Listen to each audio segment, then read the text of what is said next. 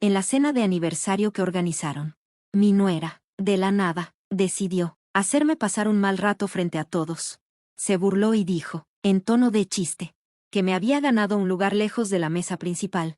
Los invitados soltaron unas risas incómodas. Mi hijo no dijo nada. Yo solo sonreí, porque sabía que en mi bolsa traía una carpeta importante. Y entre los invitados estaba alguien que ella no había notado, mi abogado. Todo lo que ella había hecho para hacerme menos, iba a tener consecuencias. Y no era ella quien iba a decidir el precio. Si esta historia te hizo sentir algo, haz clic en suscribirse y dime en los comentarios, desde qué ciudad o país nos estás escuchando. Me da mucha curiosidad saber desde dónde te conectas. Me llamo Ellen Blake, tengo 68 años, y pasé la mayor parte de mi vida adulta trabajando como secretaria ejecutiva en una firma de abogados muy grande en Atlanta, Georgia. Era un trabajo que pedía mucha precisión, paciencia y una memoria muy buena. Trabajé con 4 socios principales durante 30 años. Cada uno tenía sus mañas y exigencias. Y yo me adapté a todos. Nunca fallé en entregar algo a tiempo. Nunca dejé un documento sin firmar. Y jamás olvidé una llamada. La gente confiaba en mí, siempre fui confiable. Cuando me jubilé, pensé que por fin iba a empezar una etapa tranquila.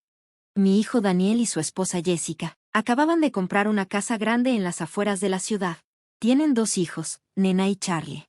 Cuando me dijeron que podía irme a vivir con ellos, me pareció un gesto bonito. Una forma de estar más cerca y sentirme parte de la familia. Porque ellos ya eran todo para mí. Mi esposo había fallecido hacía 10 años. Fuera de unos cuantos amigos de la iglesia. Mi círculo era muy pequeño. La idea de mudarme con ellos me pareció una bendición. Me dieron un cuarto en la planta baja. Estaba bien arreglado, con paredes beige, una ventana grande y un escritorio sencillo. Al principio, yo estaba muy agradecida de ser parte de su vida diaria. Cocinaba las cenas, ayudaba con los niños, doblaba la ropa y me ofrecía sin que me lo pidieran. Jessica varias veces me dijo que era su salvavidas. Daniel me abrazaba fuerte por las mañanas, antes de irse al trabajo. Los niños se subían a mi regazo sin pensarlo. Yo sentía que no necesitaba más, o al menos eso creía. Con el tiempo, el ritmo de la casa cambió. O tal vez siempre fue así, yo apenas me di cuenta cuando empezaron a dejarme fuera. Jessica era muy organizada y siempre andaba ocupada. Trabajaba medio tiempo como diseñadora, y se sentía orgullosa de tener la casa bien controlada. Todo estaba cronometrado, puras botanas orgánicas, horario para pantallas, y una decoración bien minimalista. Mis guisados ya le parecían muy pesados. Mi forma de doblar las toallas ya no le gustaba. Nunca me lo dijo feo, pero sus comentarios y correcciones se sentían como una cuerda suave que poco a poco me apretaba.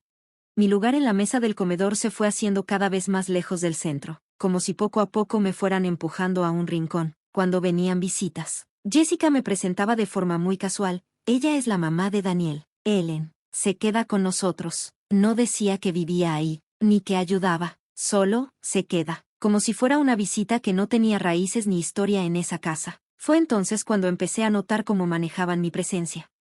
Jessica solía reorganizar la despensa después de que yo ya la había acomodado. También volvía a hacer los almuerzos de los niños después de que yo los preparaba. Me sonreía con los labios apretados y decía, así es más fácil. Yo entendía perfectamente esa frase. La había escuchado muchas veces en las oficinas donde trabajé, llenas de hombres que no querían que los contradijeran. Era una manera educada de decir, hazte a un lado. Así que dejé de insistir. Dejé de cocinar a menos que me lo pidieran. Y en la cena solo hablaba cuando me dirigían la palabra directamente. Empecé a llevarme mi té al cuarto en vez de quedarme en la cocina. Mi mundo se redujo a los rincones que me dejaban usar. Me repetía que era algo temporal, que Jessica estaba estresada, que quizá yo estaba exagerando, pero la verdad se fue haciendo clara, como ese polvo que se acumula lento pero firme, pesada, silenciosa, imposible de ignorar. Hubo un momento pequeño, pero muy claro. Jessica organizó un brunch para el vecindario. Yo ayudé a limpiar, preparé una bandeja de fruta y puse los platos, pero cuando llegaron los invitados, ella se llevó todo el crédito con una gran sonrisa. No me mencionó, ni me invitó a sentarme. Me quedé de pie cerca del arco de la cocina, oyendo a medias las conversaciones en las que no tenía lugar, con un vaso vacío en la mano, sin saber siquiera cuándo lo había llenado. Esa noche me quedé viendo el techo durante mucho rato. No estaba enojada, ni siquiera triste, solo lo noté. Me di cuenta de que vivía en una casa donde era útil, pero no vista. ¿Dónde estaba? Pero en los márgenes, todo lo que había vivido, lo que había aprendido. Mi cariño silencioso se había convertido en ruido de fondo para personas que estaban demasiado ocupadas como para darse cuenta.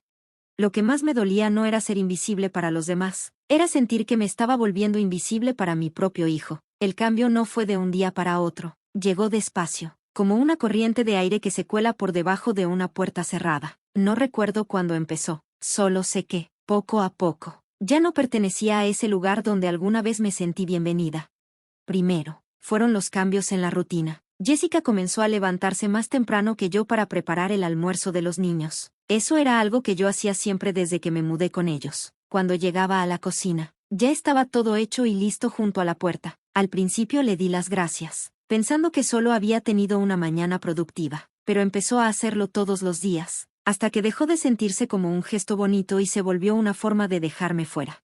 Luego vino la despensa, siempre la tenía bien surtida, con etiquetas claras en los frascos y cuidando que hubiera de todo para todos, pero Jessica quitó las etiquetas, cambió los frascos por unos de vidrio transparentes y reacomodó todo a su manera. Cuando le pregunté dónde había puesto el polvo para hornear, me respondió con una sonrisa, sin levantar la vista: nada más estoy simplificando un poco. Espero que no haya problema. Le dije que estaba bien. ¿Qué más podía decir?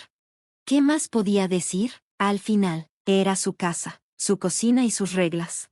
Poco a poco, todas esas pequeñas tareas que llenaban mis días fueron desapareciendo, porque Jessica empezó a retomarlas sin decir nada. Ella planeaba los menús de la semana sin preguntarme nada, agendaba las citas del dentista para los niños, firmaba sus permisos, y también se hacía cargo de la lavandería. Pasé de ser un apoyo importante a estar prácticamente despedida. Dejé de estar involucrada y empecé a ser ignorada con amabilidad. Y no era solo por las tareas que ya no hacía, sino por todo el ambiente. El tono de la casa cambió. La voz de Jessica, que antes era amable y ligera, ahora sonaba fría y cortante cuando se dirigía a mí. Daniel estaba casi siempre trabajando y, cuando estaba en casa, lo notaba cansado, distraído. No se dio cuenta del cambio de tono, o tal vez sí lo notó y prefirió no hacer nada. Las cenas se volvieron tensas. Yo tenía que pensar bien cada palabra antes de decirla. Si le daba algún consejo sobre la escuela de los niños, sobre el presupuesto o incluso sobre qué hacer un domingo, Jessica solo asentía con educación, pero luego hacía todo lo contrario. Una vez que lo mencioné, me respondió: apreciamos tu experiencia, Ellen, pero hoy las cosas funcionan un poco diferente. Entendí lo que quería decir. No quería consejos. Quería que yo me quedara callada y obedeciera sin opinar. Fue en esa época cuando empezó a hablar de mí como si yo no estuviera presente. Una vez, en una llamada con una amiga usando el altavoz, se rió y dijo: es como tener un par de manos extra en la casa, pero con opiniones. Justo entraba yo al cuarto cuando lo dijo. No se sorprendió, tampoco se disculpó. Desde ahí empecé a pasar más tiempo en mi habitación. Busqué maneras de mantenerme ocupada, leía, escribía en un diario, organizaba fotos viejas, incluso intenté hacer rompecabezas, aunque nunca me habían gustado. Pero ese silencio, que al principio parecía tranquilo, ahora se sentía vacío. Lo que más me dolía no era lo que decían, sino lo que ya no decían. Nadie me daba las gracias. Nadie notaba si preparaba té, si doblaba las toallas o si limpiaba la cocina cuando ya todos dormían. Me había vuelto alguien secundario en la vida de mi propia familia. Y luego pasó lo del dinero. Fue durante una charla casual. En la entrada, Jessica estaba hablando por teléfono, con un tono alegre. Yo no quería escuchar, pero su voz se oía claramente. Dijo: no tuvimos que pedir un segundo préstamo. La mamá de Daniel puso una buena parte cuando compramos la casa. Sí, lo sé, pero técnicamente fue un regalo. Así que no la pusimos en el papeleo. ¿Un regalo? Esa palabra me cayó como una piedra en el pecho. Yo había usado mis ahorros y cerrado un fondo de inversión para ayudarles a dar el enganche de la casa. No fue poca cosa. En su momento me dije que lo hacía por amor, por familia. No pedí que me incluyeran en las escrituras, pero tampoco imaginé que iban a usar eso como excusa para borrarme por completo. Esa noche me acosté con una migraña punzante y la cabeza llena de dudas. ¿Había malinterpretado su invitación a vivir con ellos? ¿Siempre fue así el trato? Ser útil, quedarse callada, y no creer que uno tiene importancia. Me dolía el corazón. Ese tipo de dolor que llega cuando te das cuenta de que el calor que sentías no era cariño, sino solo cercanía. No era amor, era conveniencia. En ese momento supe que tenía que protegerme, no solo emocionalmente, aunque también, me refiero a protegerme en serio, con hechos, porque yo pasé toda mi vida entre abogados. Entendía bien los contratos, los papeles importantes, el poder silencioso de tener todo por escrito, y algo dentro de mí, algo que había tenido dormido por mucho tiempo, despertó. Empecé a juntar mis cosas con calma, con cuidado, porque sentía que las cosas estaban por cambiar y no quería que me agarraran desprevenida. Siempre fui de las que guarda todo en orden, era parte del trabajo. Después de 30 años en un despacho de abogados, una aprende que hasta el detalle más mínimo puede hacer que todo se caiga, o que todo se sostenga. Un papel mal puesto, una firma que falta, una fecha mal escrita, todo eso importa. Así que, sin hacer ruido, empecé a usar ese instinto para mi propia vida. Todo comenzó con los papeles. Saqué una carpeta de mi maleta, esa que traje cuando me mudé con Daniel y Jessica. Adentro tenía recibos, comprobantes de transferencias, y una impresión de correos entre Daniel y yo donde hablábamos de la ayuda económica que iba a dar para comprar la casa. No había frases dramáticas, pero ahí estaban los hechos, claro y directo. Ese dinero no fue un regalo, se lo mandé para asegurarles un futuro, no para desaparecer yo en él. Hice copias. Guardé un juego en el fondo de mi canasta de estambre, bien envuelto en un sobremanila bajo unas bolas de hilo que nunca usé. El otro me lo mandé por correo, sin abrir y con la fecha. Un abogado con el que trabajé me enseñó ese truco: mándate los papeles a ti misma, no los abras. Es como el derecho de autor de los pobres, pero suficiente para hacer pensar a cualquiera. Encontré el contrato original de la casa en el cajón del escritorio de Daniel. No lo agarré ni le tomé foto, pero lo leí. Mi nombre no aparecía, ni en los detalles chiquitos. Esa noche me quedé despierta, con la lámpara encendida, viendo cómo las sombras bailaban en las paredes. Pensé en todas las cosas que había hecho en mi vida sin pedir nada a cambio. En todas las veces que me dije que ser generosa era no esperar un gracias, que amar era dar sin contar. Pero hay una gran diferencia entre dar por amor y ser borrada como si nunca hubieras estado. No quería pleitos. No quería arruinar lo poco que me quedaba con mi hijo y mis nietos, pero también supe que ya no podía seguir siendo una figura de fondo en mi propia vida, esperando a que alguien me diera permiso de existir. Así que llamé a John. John Whitmore fue socio joven del despacho donde trabajaba, allá por los 80. Era listo, constante y amable, algo raro en los abogados. Comimos juntos muchas veces, nos mandamos tarjetas navideñas por décadas, incluso una vez bailamos en una fiesta de jubilación. Hacía años que no hablábamos, pero todavía tenía su número. Contestó al segundo timbrazo. Cuando le dije quién era, se rió con cariño y me preguntó cuántas demandas llevaba desde que me jubilé. Le dije que ninguna, todavía. Nos vimos para almorzar unos días después. Yo llevé los papeles, él llevó su cuaderno y esa forma tan tranquila de estar que siempre me gustó. Le conté todo con calma, paso a paso. Mi voz no tembló, no lloré. Cuando terminé, él asintió, y luego, se me quedó viendo un buen rato antes de decir una sola palabra. Ya sabes, me dijo, la mayoría de la gente ni se da cuenta de lo que está pasando hasta que ya es demasiado tarde, pero tú sí lo viste, lo apuntaste todo, eso vale mucho. Platicamos sobre las opciones, legales y no legales. Él se ofreció a escribir una carta formal pidiendo cuentas claras del dinero y proponiendo revisar de nuevo cómo estaba repartida la casa, pero yo le dije, todavía no, solo si de verdad hace falta. Porque más que una respuesta legal, lo que yo necesitaba era recuperar el control. Llevaba años pensando estrategias para los demás. Ya era hora de usar esa misma cabeza, pero para mí. Después de ese almuerzo, sentí algo que no había sentido en meses. Estaba tranquila, sin coraje, sin ganas de venganza, solo con claridad. Empecé a ver todo más claro. La forma en que Jessica bajaba la voz cuando hablaba por teléfono y yo entraba. Como Daniel no me veía a los ojos si alguien mencionaba el dinero. Y como mi nombre desaparecía de cualquier charla sobre la casa, las vacaciones, o cualquier cosa que sonara a futuro. Y dejé de echarme la culpa. Hay una soledad muy especial que se siente cuando te das cuenta de que te toleran, no que te valoran. Pero también hay fuerza en aceptar eso, en decidir no rogar cariño donde solo hay silencio. No los enfrenté, no les lancé indirectas, no fui tirando comentarios al aire. En vez de eso, reuní hechos, marqué mis límites, y esperé. Porque algo dentro de mí sabía que ese momento iba a llegar. Ese instante en que iban a tratar de hacerme menos, otra vez. Pero esta vez, yo no me iba a encoger, me iba a parar firme. La invitación llegó un lunes por la mañana. Jessica dejó una tarjeta en mi tocador, toda formal, blanca, con letras doradas. Era para una cena que ella y Daniel iban a hacer por su 7º aniversario. Iban a invitar a amigos, compañeros del trabajo, vecinos. La nota era corta y sin emoción. Nos encantaría que vinieras. Vístete bien. La cena empieza a las 7. Sin cariño, sin firma. Solo asumieron que, claro, ahí iba a estar yo. No era la primera cena que hacían, pero sí era la primera vez en mucho tiempo que me decían directamente que fuera. Normalmente solo me pedían que cuidara a los niños o esperaban que yo ayudara con la cocina, sirviera copas, lavara los trastes y desapareciera antes de que empezaran las pláticas de verdad. Me quedé viendo por la ventana, con la invitación en la mano, mirando cómo el viento movía las hojas. Algo en mí se movió también, algo que había estado callado por mucho tiempo, como cuando por fin respiras después de aguantarte el aire. Esta vez no iba a ser su ayudanta, no me iba a poner ropa discreta, no me iba a quedar en un rincón esperando que me necesitaran. Esta vez iba a ir como invitada, como alguien presente, como una mujer con su propia historia.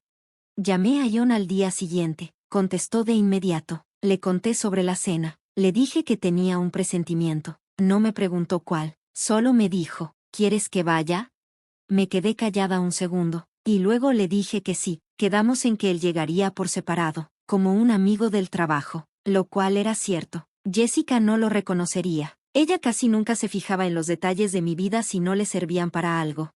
Ese sábado me arreglé con una calma y una seguridad que no había sentido en años.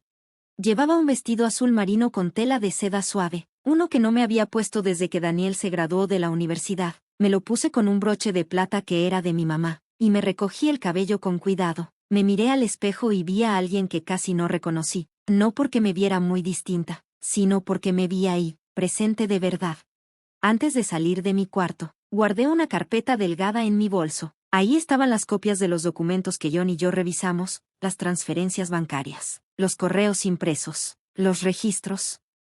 No era para usarlos, solo para tenerlos, por si acaso. La casa ya estaba llena de movimiento cuando salí al pasillo. Jessica encendía velas y acomodaba flores. Me vio y solo dijo, bien, ya estás lista. Y siguió con lo suyo. Los invitados fueron llegando uno por uno, algunos compañeros del trabajo, gente bien vestida, mujeres con uñas recién hechas y risas que sonaban falsas. Reconocí a algunos de otras reuniones, pero la mayoría eran nuevos. Saludé con una sonrisa y me senté en la sala. Nadie me ofreció una copa de vino. Juan llegó justo a la hora. Se veía muy bien, saco gris, camisa blanca, con esa calma que siempre lo ha caracterizado. Me saludó con cariño, como el buen amigo que es, y luego le dio la mano a Jessica. Ella sonrió sin mucho interés y preguntó cómo nos conocíamos. Le dije, trabajamos juntos hace años. Ella solo asintió y se fue a otra parte. La cena empezó a tiempo. Jessica y Daniel se sentaron en la cabecera. A mí me tocó casi al final de la mesa, junto a una señora que no dejaba de hablar de cómo estaba remodelando su casa. Yo solo escuchaba, asentía de vez en cuando. La noche siguió con vino y pláticas superficiales. Se reían con esas risas forzadas que uno ya conoce. Jessica estaba en su papel, controlando todo y mostrándose encantadora. Daniel, como siempre, la seguía.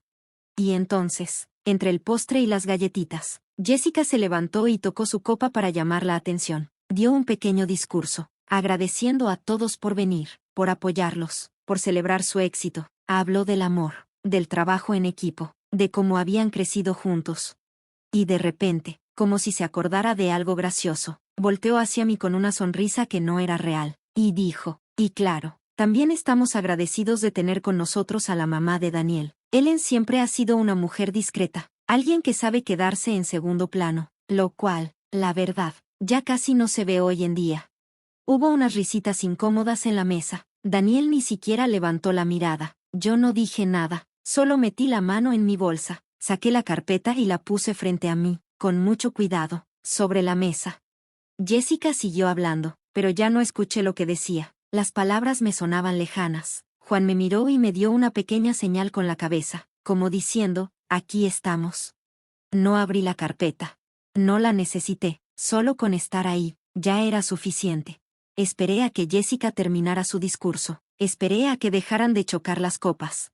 Entonces me levanté, no grité ni insulté a nadie. Solo di las gracias a todos por venir y dije que, a veces, lo más poderoso que una mujer puede hacer es dejar de aceptarla como invisible. No expliqué nada, ni señalé a nadie, pero Jessica vio la carpeta y vio a John.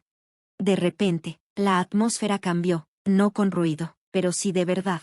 Me quedé parada un rato más de lo necesario, no para hacer alarde ni controlar la situación, sino para recuperar algo que me habían ido quitando con los años, mi presencia, esa presencia que no se puede ignorar, ni hacer a un lado ni borrar.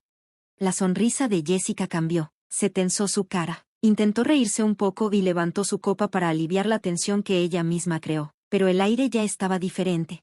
Se podía sentir en el silencio, ese silencio que zumbaba bajo la superficie entre risas fingidas y reglas de etiqueta. Me senté despacio, la carpeta quedó ahí, sin abrir, junto a mi plato. No era una amenaza, era una señal tranquila y clara de que sabía más de lo que pensaban, que no solo había visto todo lo que pasaba, sino que también lo había anotado. Jessica se inclinó hacia mí, en voz baja pero tensa, y me susurró algo sobre encontrar el momento correcto y no hacer un escándalo. Sus ojos buscaron a John, que seguía sentado, tranquilo y callado, bebiendo agua como si solo platicáramos del clima. No le respondí. Solo volteé a John y le pregunté si me ayudaría a salir a la cocina para tomar un poco de aire. Se paró sin dudar y me ofreció su brazo. Fue un gesto pequeño, pero en ese instante, mandó un mensaje claro a la habitación. Él no era solo un viejo amigo, era alguien importante, alguien que incomodaba porque rompía con las expectativas. Salimos al pasillo y respiré un poco de silencio. No era un descanso, era espacio para decidir qué haría después. Juan esperó en silencio, ese silencio paciente que no es frío sino amable. Por fin le dije que estaba lista, no para pelear, sino para aclarar las cosas. Volvimos justo cuando Jessica servía el café. Su tono era demasiado alegre y sus movimientos demasiado calculados. Había tomado control de nuevo, intentando arreglar el ambiente con pláticas casuales y halagos, pero el ambiente ya estaba roto. No levanté la voz cuando hablé, no busqué atención. Solo le agradecí otra vez a Jessica por la cena y le dije que había traído algunas cosas conmigo, documentos, para hablar con ella y Daniel en privado, pero que tal vez ahora era un buen momento. La sala quedó en silencio. Daniel miró hacia arriba por primera vez en mucho tiempo, con el ceño fruncido, confundido. Jessica se puso pálida. Metí la mano en la carpeta, saqué uno de los papeles, mi comprobante de transferencia bancaria, fechado y firmado, y lo puse suavemente sobre la mesa entre ellos. No hablé, no fue necesario. Entonces John tomó la palabra, con calma y respeto. Dijo su nombre completo y su trabajo.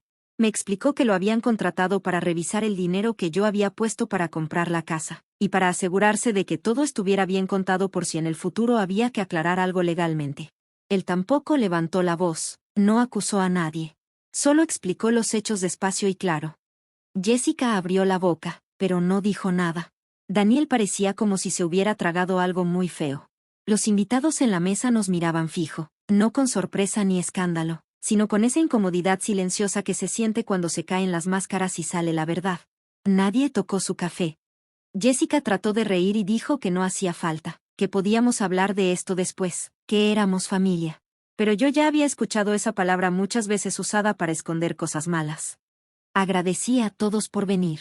Miré directo a Jessica y le dije que esa noche no había venido a pelear, sino para recordarle que mujeres como yo, quedamos sin pedir nada a cambio. No somos invisibles ni débiles. Me levanté. Juan estuvo conmigo. Salimos de la cena tranquilos, sin golpes ni dramas. Pero el silencio que dejamos atrás dijo más que cualquier pelea. Decía, tú intentaste hacer tu punto, y yo hice el mío.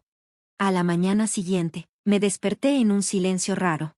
No era tranquilo, sino un silencio que esperaba, quieto y pesado, como antes de una tormenta. Preparé el café despacio, dejando que me calmara las manos. El sol entraba por la ventana y daba una luz suave en las baldosas, pero no quitaba el peso que sentía en el aire. Cuando terminé mi primera taza, mi teléfono vibró. Era Daniel. No contesté. No estaba lista para escuchar ninguna excusa o culpa que él quisiera decir. Pero escuché el mensaje que dejó minutos después. Él dijo que lo sentía, que no se había dado cuenta de cómo habían llegado a esto, que quería que yo hubiera ido a hablar con él directamente, que quería arreglar las cosas sin abogados. Esa última parte casi me hizo reír. No entendió que llamar a un abogado no era para pelear. Era para protegerme, para poner un límite silencioso después de años de sentirme desplazada y pequeña. No le devolví la llamada. Más tarde ese día, Jessica me mandó un mensaje. Fue corto y a la defensiva. Dijo que se sentía humillada, que la había dejado mal frente a sus amigos, que nunca quiso excluirme, pero que había reaccionado exageradamente. Leí el mensaje 2 veces y no contesté. No había nada en ese mensaje que pidiera comprensión, solo quería controlar. Esa semana me junté otra vez con Ion. Revisamos los papeles y me ayudó a hacer una carta formal pidiendo cuentas claras de la inversión en la casa. Fue un proceso educado, profesional y legal. Envié la carta yo misma, con el sobre bien sellado, sin saber que eso me iba a hacer sentir mejor. Jessica no contestó directamente, pero supe que recibió la carta. 3 días después, Daniel mandó un correo preguntando si podíamos hablar. Le respondí que siempre estaba abierta a una conversación respetuosa, pero no a que me echaran o me humillaran. No volvieron a contestar. Unos días después empecé a empacar. Había vivido demasiado tiempo en esa casa. Antes de la cena ya me sentía como perdida emocionalmente, y ahora ya estaba lista para irme de verdad. Encontré un apartamento pequeño al otro lado de la ciudad, sencillo, tranquilo, con un balcón chiquito que daba al oeste. No era lujoso, pero era mío. Empacar las cosas fue casi como una meditación. Lo hice despacio y con cuidado. Solo tomé lo que era mío, algunos libros, mis fotos enmarcadas, el juego de té de porcelana que me dejó mi mamá, mi colección de bufandas. Dejé todo lo demás. Cada plato que lavé, cada juguete que recogí, cada mueble que alguna vez pensé que era de los dos. La noche antes de irme, Daniel llegó temprano a la casa. Se paró en la puerta de mi cuarto y me vio sellar una caja. No dijo nada al principio. Cuando habló, su voz estaba tranquila. Me preguntó si esto era realmente lo que yo quería. Le dije que no. Nunca quise que llegara a esto. Pero yo quería respeto. Quería tener voz. Quería que me vieran. Y cuando no me dieron esas cosas, aprendí a buscarlas y a recuperarlas por mí misma. Él asintió despacio y, por un momento, pareció el niño que yo había criado, sincero, inseguro, lleno de dudas. Dijo que esperaba que algún día las cosas pudieran mejorar. Yo le dije que ya lo estaban. Todo fue tranquilo. Ion me ayudó con los papeles para el apartamento. Un vecino amable me echó la mano con unas cajas pesadas. Puse los muebles como me gustó. Compré la comida que quería para la cocina. Prendí una vela que olía a lavanda y miel, y dejé que el aroma llenara todo mi nuevo espacio. Respiré profundo, por primera vez en años. No sentí que estaba en un lugar que no era mío. No estaba cuidando cada palabra ni haciéndome chiquita para que otros estuvieran cómodos. Simplemente vivía. Unos días después, se llegó a un acuerdo formal. Jessica y Daniel aceptaron devolverme el dinero que puse para la casa. Ion me mandó los papeles finales con una notita que decía, lo hiciste con gracia, nunca lo olvides. Guardé esa nota en el refrigerador, no porque necesitara que me dijeran que hice bien las cosas, sino porque me recordó que ser fuerte y ser amable sí se puede, y van juntas. Yo vivía tranquila, aprendiendo a hacerme la vida más fácil a mí misma, y apenas estaba empezando. Las primeras semanas en mi apartamento fueron calmadas. Era un silencio que no sabía que extrañaba, no el silencio de sentirte excluida, sino el silencio de ser libre. No había tensión escondida en las esquinas, ni expectativa sobre cada cosa que hacía. Todo en ese lugar me representaba a mí, nada más a mí. No era lujoso, pero era honesto. Moví los muebles sin pedir permiso a nadie. Puse cuadros en las paredes que me hacían sonreír, no porque combinaran con la decoración, sino porque significaban algo para mí. Cada sábado compraba girasoles en el mercado y los ponía junto a la ventana, donde la luz de la tarde los iluminaba perfecto. Tomaba mi té en la taza chueca que me encanta, no en las tazas perfectas que Jessica siempre quería que usara para mis visitas. Cada pequeña decisión me ayudaba a reconstruirme. Daniel vino a visitarme por primera vez 2 semanas después de mudarme. Trajo un ramo de lirios, mis flores favoritas, y 2 cafés del lugar al que me pedía que lo llevara cuando era niño. Cuando era chiquito, ponía su cara contra la vitrina de pasteles, con los ojos bien abiertos, y pedía un rollo de canela. A veces le dejaba uno, otras le decía que regresaríamos otro día, y siempre cumplíamos.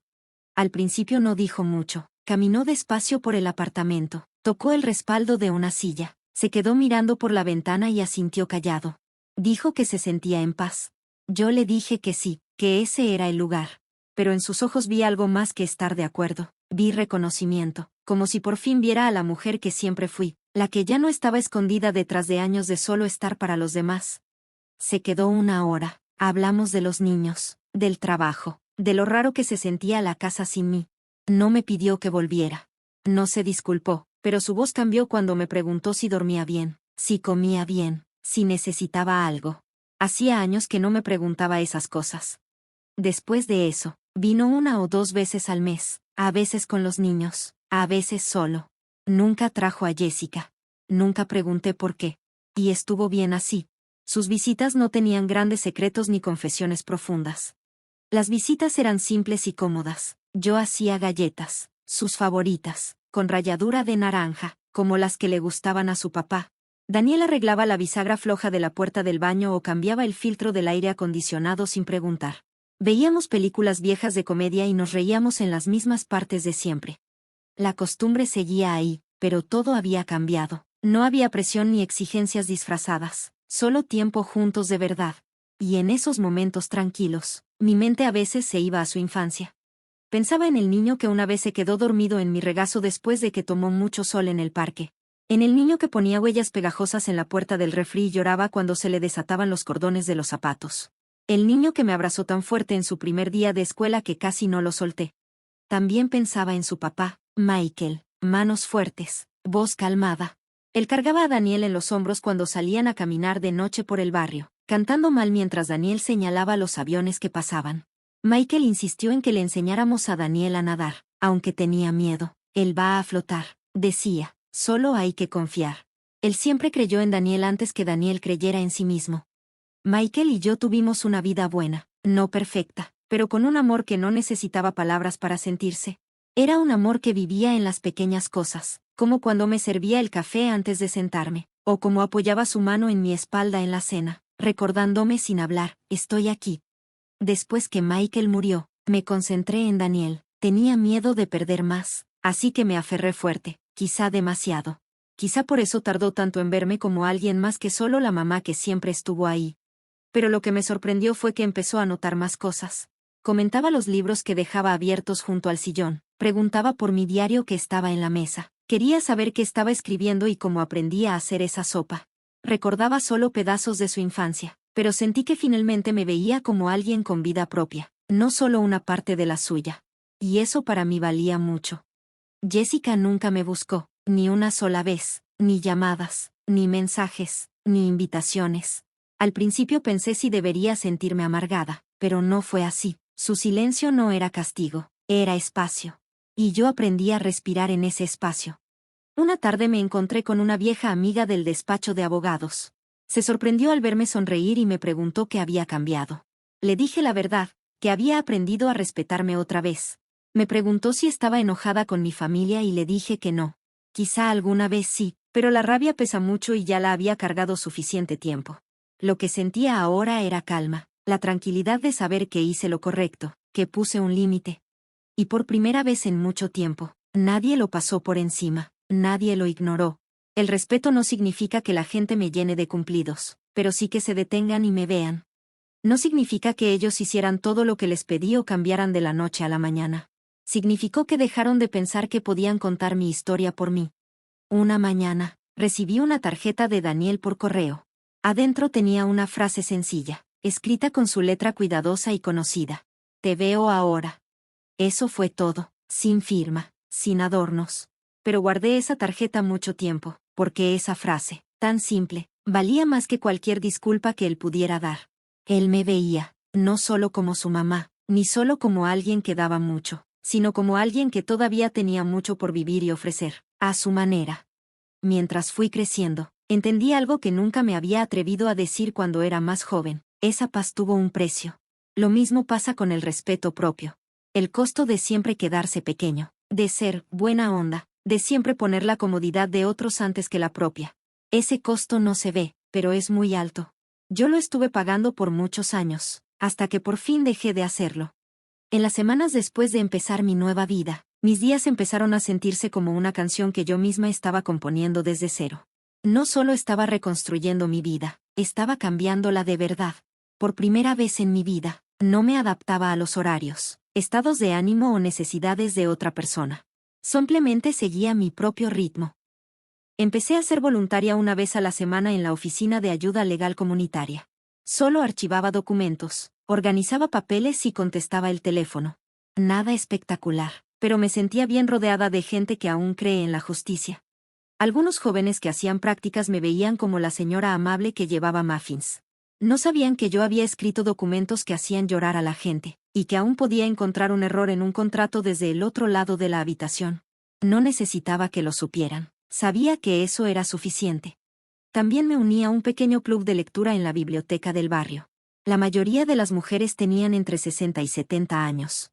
No siempre estábamos de acuerdo en las historias, pero todos los jueves, llueva o haga sol, íbamos y platicábamos. Hablábamos de la pérdida, la alegría, el arrepentimiento y de cómo vamos cambiando. Ese grupo de mujeres se volvió mi hogar más que cualquier otro lugar en años. A ellas no les importaba quién había sido yo para otros. Ahora les importaba quién era yo, y yo todavía estaba tratando de descubrirlo. Pero lo hacía en voz alta y con buena compañía. A veces me sentaba en mi balcón en la noche, con una taza de té de menta que se estaba enfriando, y pensaba en todo lo que había pasado, la casa, la humillación, la decisión de llevar a un abogado a una cena. Podría haber sido un escándalo, una broma. Pero en vez de eso, ese momento fue cuando por fin dejé de hacerme chiquita. Recordé la cara de Jessica cuando vio que yo no había ido a pelear, sino a protegerme. Recordé la voz quebrada de Daniel cuando dijo, no lo sabía. Y yo le creí. Pero no saberlo no lo hacía correcto. Y perdonar no era lo mismo que olvidar. Yo ya había pagado mi precio en silencio, con esfuerzo, con palabras que me tragué y con límites que rompí. Y ahora me tocaba a mí darle valor a mi propio valor. Una tarde, un vecino me preguntó si alguna vez me sentía sola. Lo pensé bien. A veces extrañaba a los niños, sus pasos en el pasillo, sus risas. Extrañaba a Daniel en pequeños detalles, como cuando ponía la música muy alta los domingos por la mañana o cuando siempre quemaba las tostadas. Pero sola, no exactamente. Me sentía con espacio. Me sentía libre. Me sentía soberana. Esa es una palabra que creo que las mujeres de mi edad no usamos mucho. Soberana, como dueña del derecho de manejar nuestro propio espacio, nuestro tiempo, nuestras historias. Empecé a escribir otra vez. Nada grande, solo pequeñas historias, pequeños recuerdos. Escribí sobre la voz de mi mamá cuando tarareaba mientras cocinaba. Sobre cómo mis manos habían envejecido. Sobre la calma de una habitación sin expectativas. No escribía para que me aplaudieran. Escribía para reconocerme a mí misma. De vez en cuando, recibía cartas de Daniel. Empezó a mandarlas en lugar de mensajes de texto. Quizá entendió que necesitaba algo más lento, más pensado. Su letra siempre parecía un poco apurada, como si aún aprendiera a decir cosas importantes. En una carta me escribió, antes pensaba que solo eras callada. Ahora sé que llevabas todo el peso y nunca preguntamos cuánto pesaba. Guardé esa frase pegada en mi refrigerador. Jessica nunca volvió a acercarse y estuvo bien así. No necesitaba reconciliación para seguir adelante. Algunos capítulos terminan sin respuestas. Algunas puertas se cierran sin un golpe fuerte. Su silencio fue su respuesta. No le conté mi historia a mucha gente, no porque tuviera pena, sino porque no tenía que probar nada. La gente que tenía que saber ya lo sabía. Y los que no, de todas formas nunca me vieron de verdad. Pero si pudiera decirle algo a cualquier mujer sobre lo que he aprendido, ¿sería esto? Cuando alguien quiera ponerme en mi lugar, siempre recuerda que tu lugar no se negocia. Tu valor no cambia por la situación. No eres un ruido de fondo, no eres alguien para rellenar un espacio. Tú eres la historia completa. Y si tienes que llevar un abogado para que te escuchen, entonces hazlo. Porque hay una paz que solo llega cuando por fin dejas de callarte para que otros estén cómodos. Esa paz no es gratis. Pero vale cada peso. Y yo la pagué con gusto.